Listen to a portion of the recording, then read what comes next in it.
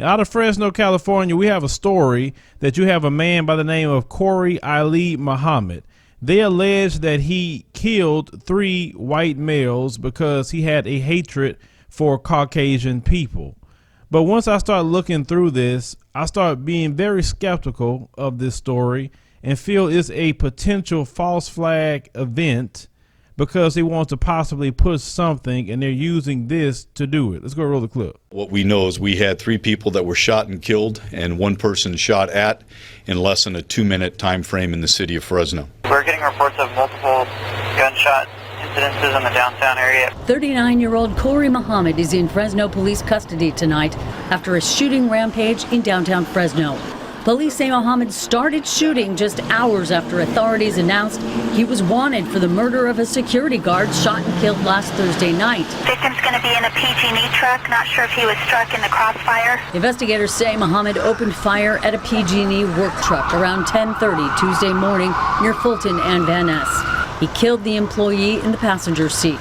The victim's co-worker drove him to police headquarters, but he was already dead. We have 1 victim at headquarters. We have 1 victim at headquarters. EMS has been advised. Police say Muhammad kept walking, shot at another man and missed, then found another victim on Fulton Street and killed him. They say he then reloaded and killed a man in the Catholic Charities parking lot. We need to get more units out here. I'm just going to black out again regarding another victim over by Catholic Charities. He kept walking, but ran into the arresting officer at Divisadero and shouted Allah Akbar as he was taken into custody. Immediately upon seeing me, he made a spontaneous statement, "I'm sorry, Chief." Chief Dyer says he does not believe today's attack was related to terrorism, but appears to be a hate crime, since all the victims were white men. He has called in the FBI to help with the investigation, and at this time, the firearm is still missing. Now, I usually don't use that term false flag and hoax and all this other stuff when it comes to events. But when it came to this particular event, I had a lot of questions and I felt some lying is going on. Now, this man, Corey Ali Muhammad, they stated that he referred to himself as Black Jesus. So usually if you call yourself Black Jesus, you're probably going to have some sort of mindset, either Christian or possibly Hebrew Israelite or whatever you want to call yourself, something related to the Bible. Then he's wearing ankas. So we put that picture up. Then the police say in custody, he says Allahu Akbar, something out of Islam. So you mean to tell me this Christian or Hebrew Israelite / Hotep / Islamic guy is the one that went out there and did all this? Let's stop right there. Anybody in our community know none of those ideologies cross paths with each other all in the same belief system. So how can he be Black Jesus and then part of the conscious or Hotep community? How? It doesn't work. Most Hoteps don't want nothing to do with anything related to Christianity because they feel that it is the Caucasian version of Christianity is the one that we have learned and subjugated us, and they want no dealings with that. So how could he call himself Black Jesus and be a Hotep? And also, if he's being a Hotep, how can he do anything with Islam? How? I don't get that. Let's say if he's on the Islamic side, the Nation of Islam does not teach their people to go out and carry weapons and harm people. So he couldn't have been part of Louis Farrakhan's Nation of Islam. People in the Nation of Islam don't wear ankas, and they sure don't call themselves Black Jesus. So that's the first thing that just really, for me, I say, okay, get your story straight because something's not adding up. Now, they say he had an immense hatred for Caucasian people, especially Caucasian males. But the question is, what got him that way? But if you ask that question, what possibly and allegedly got him that way, then you have to deal with the ongoing problem of racism that's been going on in this country for over 400 years. Now, this guy's grandmother had stated that she seen him that day, and she said something was wrong with him. She didn't know. He was overly emotional, which he's never like that. He told her, "Grandma, I'm not going to see you anymore." And he had hugged her.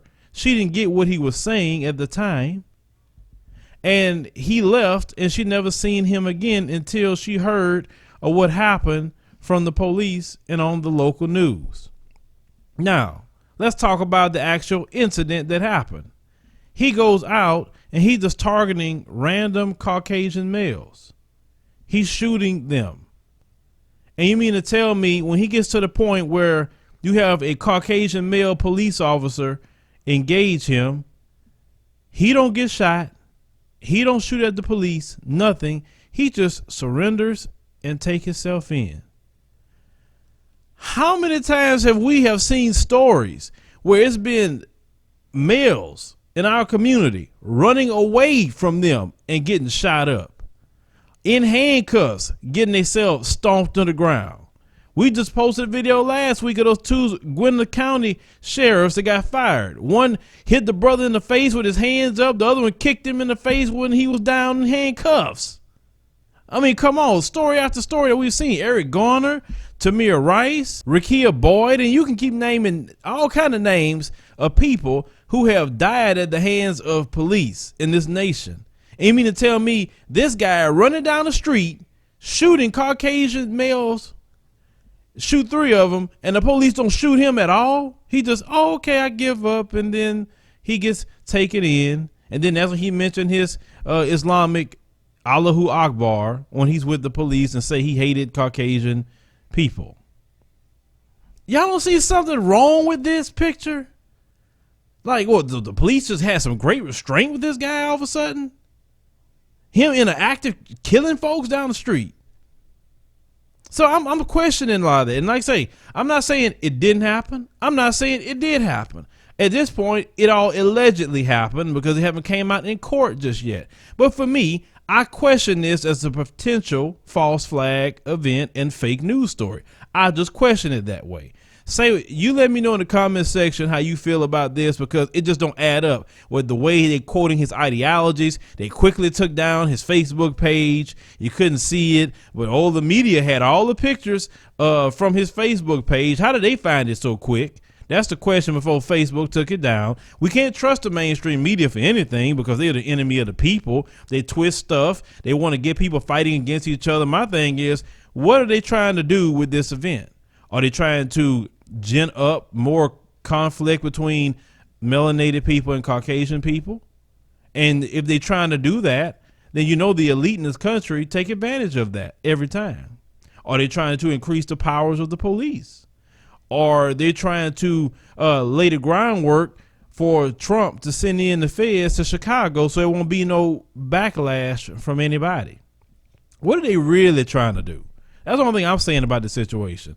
Even with the Steve Stevens situation, yes, we know about that, and I've talked about that, and that's my opinion on that. But I know what the media do. The media is all about some propaganda stuff and trying to push the agenda.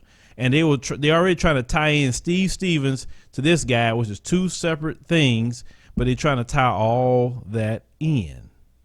Are they trying to go after people who are extreme pro-black? I mean, what are they really trying to do? That's the question, because you can't trust none of these people until you really see concrete evidence on some things. This is why I say a potential false flag event, because, you know, the story's just not adding up for me.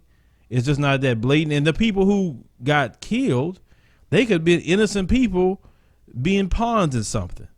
We don't know that. And it's sad to go all kind of conspiracy theory on this, but we see this stuff happen too many times. And these stories just don't add up. Certain people is at events, and then all of a sudden they're not talked about anymore because what? The powers that be told me to stop talking about that? Or you talking about certain events where we don't know. Just like the situation with the crack epidemic in the black community.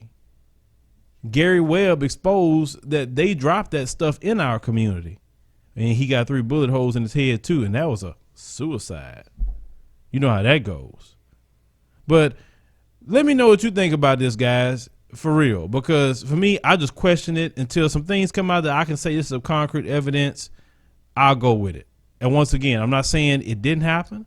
I'm not saying it did happen. At this point, it's all alleged until I really see some concrete evidence. If you enjoy the news and information you receive on this platform, consider supporting us on Patreon at a minimum of $5 a month. The mainstream media would like to shut our voice down, and we can't allow them to succeed. Leave me a comment. Let me know what you think about this. Share the video, like the commentary, and subscribe for more news stories.